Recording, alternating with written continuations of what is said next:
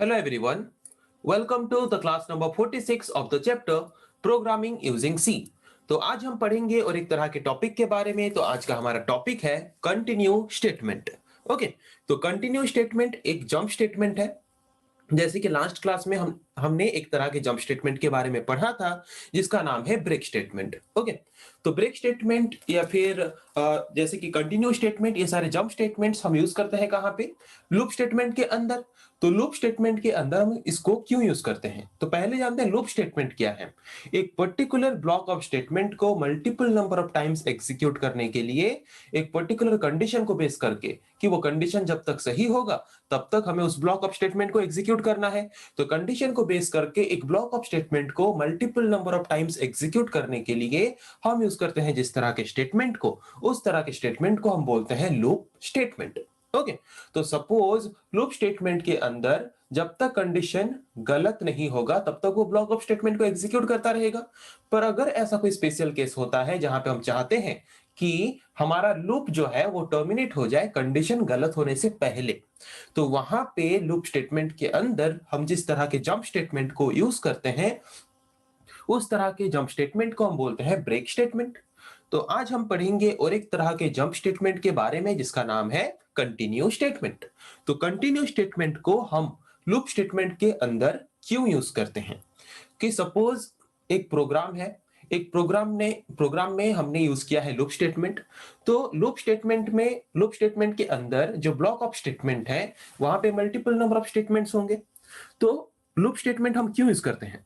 Loop statement हम use करते हैं to execute a block of statement multiple number of time. एक particular block of statement को multiple number of time execute करने के लिए हम यूज करते हैं क्या? हम यूज करते हैं लूप स्टेटमेंट को। ओके, तो सपोज हमने लास्ट कुछ क्लासेस में जैसे कि प्रोग्राम का एक एग्जांपल किया था कि हमें सपोज प्रिंट करना है 1 से लेके 10 तक। ओके, तो 1 से लेके 10 तक अगर प्रिंट करना है तो वहां पे हम कंडीशन लेते थे क्या? वहां पे हम कंडीशन लेते थे n less than equals to 10। तो वो 1 से लेके 10 तक प्रिंट करेगा। तो 1 से लेके 10 तक तो प्रिंट करेगा। सपोज ऐसा कोई केस आता है कि मुझे 7 प्रिंट नहीं करना, 1 से लेके 6 तक प्रिंट करना है, उसके बाद 7 को स्किप करके 8 9 10 प्रिंट करना है।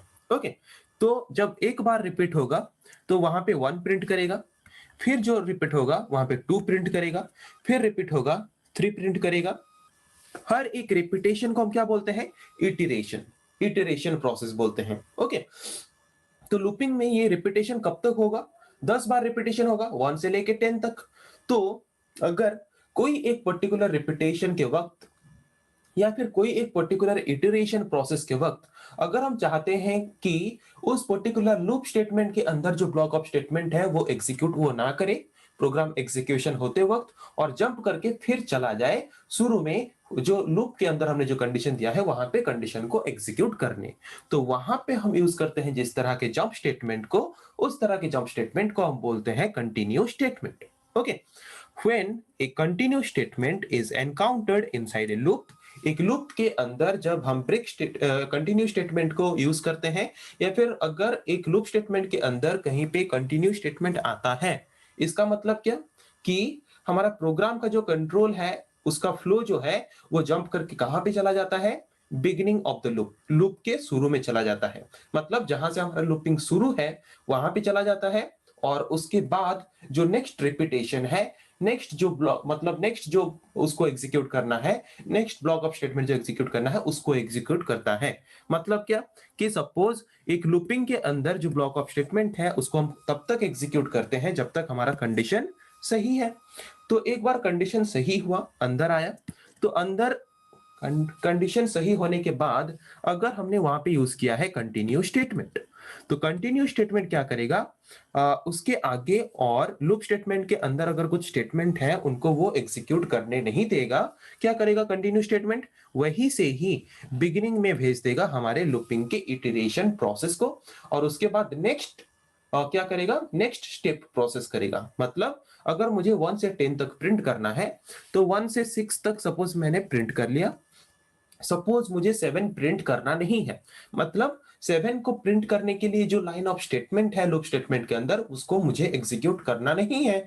तो वहां पे अगर मैं यूज करूंगा कि इफ n इक्वल्स टू 7 है, तो वहां पे कंटिन्यू स्टेटमेंट एग्जीक्यूट करे हमारा प्रोग्राम।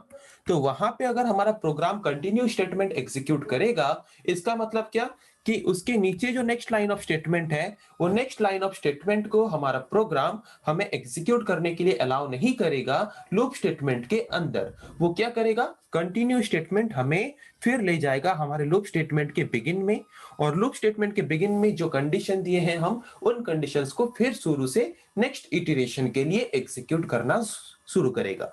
ओके, वही लिखा है कि अगर हमारे लूप स्टेटमेंट के अंदर कंटिन्यू स्टेटमेंट ऑकर होता है या फिर एनकाउंटर्ड होता है, तो जो फ्लो है हमारा कंट्रोल का, वो जंप करके चला जाता है हमारे लूप लूप के बिगिनिंग में, मतलब लूपिंग का स्टार्टिंग में चला जाता है और नेक्स्ट इटरेशन प्रोसेस को वो फिर करता है।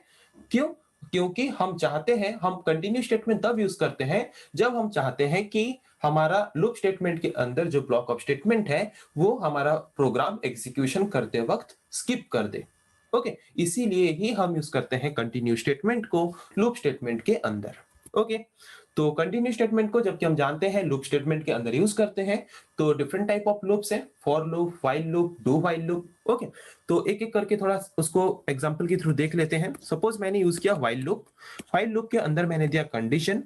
ओके, उसके बाद सपोज मैंने कंडीशन दिया कि मुझे n less than equals to 10, 1 से लेके 10 तक प्रिंट करना है, और उसके अंदर मैंने दिया कि इफ अगर n का वैल्यू 7 आता है तो वो एग्जीक्यूट करेगा कंटिन्यू स्टेटमेंट को। ओके, ओके, समझ आ गया? अदरवाइज वो क्या करेगा, अदरवाइज वो नॉर्मली क्या करेगा, नॉर्मली जैसे प्रिंट करता है वैसे ही प्रिंट करता रहेगा by using printf function. Okay, तो जब n का वैल्यू 7 होगा, n का वैल्यू जब 7 होगा तो कंटिन्यू स्टेटमेंट एग्जीक्यूट होगा, और जब कंटिन्यू स्टेटमेंट एग्जीक्यूट होगा तो कंटिन्यू स्टेटमेंट क्या करेगा, नीचे जाने के लिए हमें और अलाउ नहीं करेगा, यहीं से सीधा जंप करके कहां चला जाएगा, लूपिंग के स्टार्टिंग में। और लूपिंग के स्टार्टिंग में जाने के बाद फिर नेक्स्ट जो रिपीटेशन है, नेक्स्ट रिपीटेशन को शुरू करेगा, मतलब 7 वाला वैल्यू और प्रिंट नहीं करेगा। समझ आ गया? डू व्हाइल में भी वही काम करेगा। डू व्हाइल में कैसे यूज करेंगे, जैसे कि डू हमने यूज किया यहाँ पे, अगर हम यहाँ पे कंडीशन देते हैं n का वैल्यू अगर 7 आता है तो वो कंटिन्यू स्टेटमेंट को एग्जीक्यूट करेगा, मतलब और हमें नीचे जाने नहीं देगा, सीधा ऊपर लूपिंग के स्टार्टिंग में चला जाएगा और नेक्स्ट रिपीटेशन के लिए फिर काम करेगा। समझ आ गया कि हम कंटिन्यू स्टेटमेंट को प्रोग्राम के अंदर क्यों यूज करते हैं? तो फ्लो डायग्राम के थ्रू उसको समझने की कोशिश करते हैं और ज्यादा आसान तरीके से समझने के लिए। जैसे कि कोई भी लूप स्टेटमेंट अगर यूज कर रहे हैं तो वहां पे हम कंडीशन देते हैं, तो उसके अंदर जो कंडीशन है वो कंडीशन अगर सही है तो कंडीशन के बाद जब अंदर आएगा तो अंदर आने के बाद फिर हमने दिया यहाँ पे इफ स्टेटमेंट यूज करके और एक कंडीशन, तो अंदर फिर हम और एक कंडीशन देते हैं किसके लिए, कंटिन्यू स्टेटमेंट के लिए, कि अगर वो कंडीशन सही होगा तो कंटिन्यू स्टेटमेंट एग्जीक्यूट होगा, अगर वो कंडीशन फॉल्स होगा तो कंटिन्यू स्टेटमेंट एग्जीक्यूट नहीं होगा। तो अगर कंटिन्यू स्टेटमेंट वाला कंडीशन सही होता है तो इसका मतलब क्या, कि वो हमें उस लूप स्टेटमेंट के अंदर जो बाकी स्टेटमेंट्स हैं उनको एग्जीक्यूट करने नहीं देगा, वो हमारे लूप स्टेटमेंट में क्या करेगा, हमें फिर से लूपिंग स्टेटमेंट के बिगिनिंग में ले जाएगा, और बिगिनिंग में लेने के बाद नेक्स्ट जो मतलब रिपीटेशन है उसको करने के लिए हमें फैसिलिटी प्रोवाइड करेगा। तो लूप कंडीशन में हम फिर से कंडीशन चेक करेंगे, अगर कंडीशन सही आता है तो फिर हम कंटिन्यू स्टेटमेंट के लिए दिया गया जो कंडीशन है उसको चेक करेंगे, अगर वो फॉल्स होता है तो वो कंटिन्यू स्टेटमेंट को एग्जीक्यूट नहीं करेगा। अगर कंटिन्यू स्टेटमेंट के लिए दिया गया कंडीशन फॉल्स है तो उसके अंदर जो कंटिन्यू स्टेटमेंट है वो एग्जीक्यूट नहीं हो पाएगा। अगर वो एग्जीक्यूट नहीं हो पाएगा तो लूप स्टेटमेंट के अंदर या फिर लूप बॉडी के अंदर जो ब्लॉक ऑफ स्टेटमेंट है वो ब्लॉक ऑफ स्टेटमेंट एग्जीक्यूट हो पाएगा। वो कब तक एग्जीक्यूट होता रहेगा, जब तक हमारा कंडीशन सही है। ओके, और अगर कभी भी कंटिन्यू स्टेटमेंट को एग्जीक्यूट करने के लिए जो कंडीशन दिया गया है लूप स्टेटमेंट के अंदर, अगर वो कंडीशन सही हो जाता है तो वो क्या करेगा, लूप स्टेटमेंट के अंदर उसी पर्टिकुलर इटरेशन प्रोसेस के लिए, उस पर्टिकुलर करंट प्रोसेस के लिए वो क्या करेगा, हमारा लूप स्टेटमेंट के अंदर जो ब्लॉक ऑफ स्टेटमेंट है उसको वो एग्जीक्यूट नहीं करेगा, उसको वो स्किप कर देगा। ओके, और उसके बाद लूप कंडीशन के अंदर हमने जो कंडीशन दिया है वो कंडीशन अगर फॉल्स हो जाता है तो वो सीधा लूप स्टेटमेंट के बाहर आ जाएगा, और लूप स्टेटमेंट के बाद जो नेक्स्ट स्टेटमेंट है उसको वो एग्जीक्यूट करेगा। तो समझ आ गया। तो एक एग्जाम्पल के थ्रू इसको समझने की कोशिश करते हैं। जैसे कि मैंने यहाँ पे वही एग्जाम्पल लिया है जो कि हम मैक्सिमम क्लासेस में लेते हैं। मुझे सपोज प्रिंट करना है 1 से लेके 10 तक, पर बीच में मुझे 7 को स्किप करना है, 7 प्रिंट नहीं करना है। मुझे प्रिंट करना है 1 2 3 4 5 6 8 9 10। तो मैं 7 को स्किप करना चाहता हूं। ओके, तो मैंने यहाँ पे सपोज यूज किया फॉर लूप। ओके, यहाँ पे मैंने फॉर लूप का यूज किया। तो यहाँ पे देखो, फॉर लूप का यूज किया मैंने, एन का वैल्यू दिया है, एन का वैल्यू कितना लिया 1। मुझे 10 तक प्रिंट करना है मैक्सिमम, तो एन का वैल्यू मैक्सिमम कितना होना चाहिए 10। तो मैंने यहाँ पे कंडीशन दिया N less than equals to 10। और एक एक करके मुझे जबकि इंक्रीमेंट करना है तो मैंने यहाँ पे दिया एन प्लस प्लस। तो इस कंडीशन के हिसाब से वो प्रिंट करेगा 1 2 3 4 5 6 7 8 9 10, इतना प्रिंट करेगा। पर मैं चाहता हूं कि वो 7 को प्रिंट ना करे, 7 को स्किप कर दे।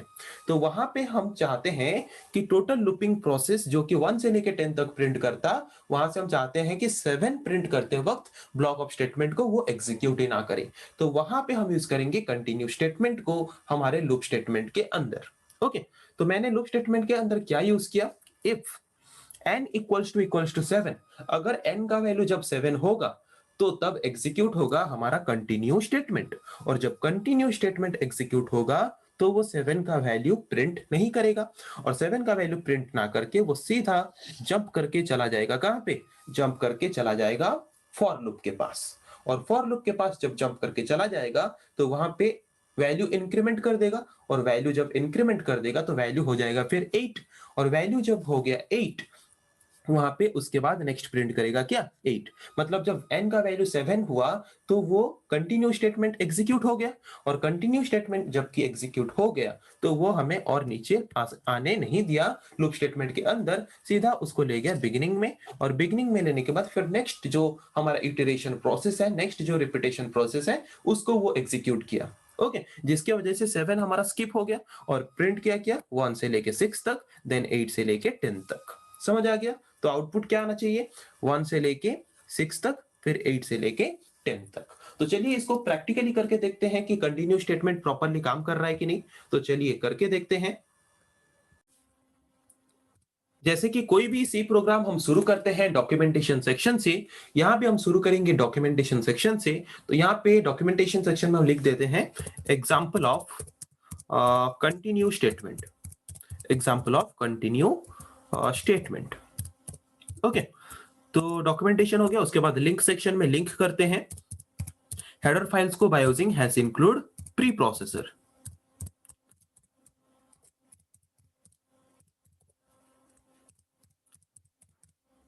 ओके, हेडर फाइल्स को लिंक करने के बाद उसके बाद यूज करेंगे मेन फंक्शन। मेन फंक्शन को यूज करने के बाद उसके बाद हम क्या करेंगे, एक वेरिएबल डिक्लेयर करेंगे। वेरिएबल डिक्लेयर करने के बाद CLR SCR फंक्शन, उसके बाद यूज करेंगे फॉर लूप, n का वैल्यू इनिशियलाइज करेंगे 1, कंडीशन देंगे हमें प्रिंट करना है मैक्सिमम 10 तक, एक एक करके इंक्रीमेंट करेंगे इसीलिए इंक्रीमेंट ऑपरेटर। ओके, उसके बाद उसके अंदर हम यूज करेंगे इफ स्टेटमेंट को, और वहां पे कंडीशन देंगे कि अगर n का वैल्यू 7 होता है तो हम चाहते हैं कि वहां पे कंटिन्यू स्टेटमेंट एग्जीक्यूट हो, और नीचे उसके बाद हमने जो ब्लॉक ऑफ स्टेटमेंट लिया है फॉर लूप के अंदर उसको वो एग्जीक्यूट ना करे। ओके, मतलब हम चाहते हैं कि वो 7 का वैल्यू प्रिंट ही ना करे। ओके, यहाँ पे मैंने यूज किया बैकस्लैश n, नीचे नीचे दिखाए इसीलिए, और %d की जगह पे प्रिंट करेगा n का वैल्यू। ओके, उसके बाद यूज करेंगे गेट ch फंक्शन, उसके बाद मेन फंक्शन क्लोज। तो अभी इसको कंपाइल करके देखते हैं। एरर दिखा रहा है इंक्लूड।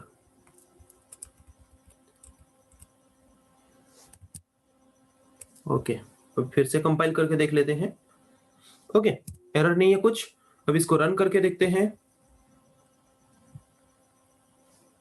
ओके, तो अभी आप आउटपुट देख सकते हो 1 2 3 4 5 6 7 नहीं है, 7 स्किप हो गया है। कंटिन्यू स्टेटमेंट में उस ब्लॉक ऑफ स्टेटमेंट को एग्जीक्यूट नहीं करके स्किप कर दिया है। उसके बाद उसने प्रिंट किया 8, 9, 10। ओके, तो पता चल गया कंटिन्यू स्टेटमेंट क्या है। कंटिन्यू स्टेटमेंट एक कैसा जंप स्टेटमेंट है। इस तरह के जंप स्टेटमेंट को हम हमारे प्रोग्राम में लूप स्टेटमेंट के अंदर क्यों यूज करते हैं, समझ आ गया। ओके, तो आज हमने पढ़ा कंटिन्यू स्टेटमेंट के बारे में कि कंटिन्यू स्टेटमेंट क्या है, इसको हम हमारे सी प्रोग्राम में क्यों यूज करते हैं। उसको हमने प्रोग्राम थ्योरी के थ्रू समझा, उसको हमने ब्लॉक डायग्राम के थ्रू समझा, उसको हमने एग्जाम्पल के थ्रू भी समझा और उसको हमने प्रैक्टिकली करके भी देखा। तो आई थिंक आप लोगों को समझ आ गया है। तो नेक्स्ट क्लास में हम पढ़ेंगे फिर ऐसे और कुछ टॉपिक्स के बारे में। आज के लिए इतना ही। Thank you.